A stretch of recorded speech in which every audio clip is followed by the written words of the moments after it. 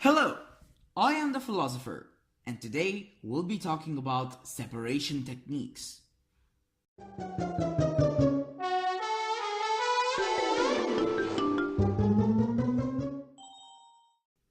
First, we should talk about the mixtures which we're going to separate. Now, what is a mixture? A mixture is a substance obtained by mixing two or more substances.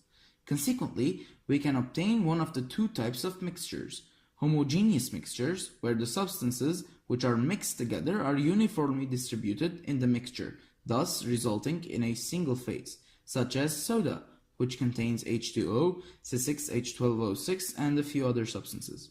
Or we can get heterogeneous mixtures, which are distinguished from separated phases due to the distribution of the substances in a not uniform manner. For example, water and oil form a heterogeneous mixture because they are not distributed uniformly due to their difference in density. When mixed together, those two substances form two separate phases and not a singular one like a homogeneous mixture. During the following video, the terms solvent and solute will be used. In case you didn't know, the solute is the substance which is being mixed, while the solvent is the substance the solute is being mixed in. For example, if we mix water and salt, the salt is the solute, while the water is the solvent. A fun fact, most of the time water is used as a solvent, hence it's called a universal solvent. Now let's move on to our main subject, separating a mixture. Separating a mixture can be done in various ways. Today we will list some of the most commonly used ones. The first one is separation funnel. Separation funnel is a laboratory glassware used in a liquid-liquid extraction to separate the components of a mixture into two immiscible solvent phases of different densities. For example, if we want to separate a water-oil mixture which has two different phases, we can use the separation funnel, after which we will have the mixture distributed into two different beakers, one holding the water and the other one holding the oil. The second technique is distillation. Distillation is a purification process where the components of a liquid mixture are vaporized, then condensed, and later isolated. During this process, the mixture is heated until one of the components, having the lowest boiling point, is the first one to turn into vapor, which passes through a condenser, which cools the vapor, changing its state back to liquid. And this liquid is called distillate, because it is distilled. What remains at the bottom of the original container is called a residue. For example, the distillation of salty water. Distillation of salty water happens by heating the mixture.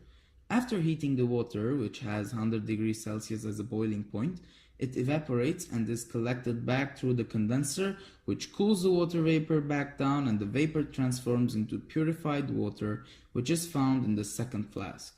And what remains in the first flask is the salt. The third one is evaporation. Evaporation is a method which involves separating the liquid component from the solid ones. This process is typically done by heating until no more liquid remains. It is similar to distillation, but during evaporation, we don't use the heated liquid. The process is done to use the solid or the other substance found in the mixture other than the vaporized one. The fourth and final technique is filtration. Filtration is the process of separating suspended solid matter from a liquid which passes through a porous material called a filter. Using this technique, we can filter liquids from unwanted substances in it. The particles of the other substance, which are large enough, remain on the surface of the filter paper. This is called the residue, whereas the water that passes through the filter paper is called the filtrate. In future episodes, we will discuss solutions, their identities, and their properties. But always feel free to contact us on our social media pages, which will be linked in the description, or visit our website to learn about other cool stuff, which will also be linked in the description, or even write a comment down below to suggest subjects that you'd like us to talk about on this channel. And always remember that you should learn to know.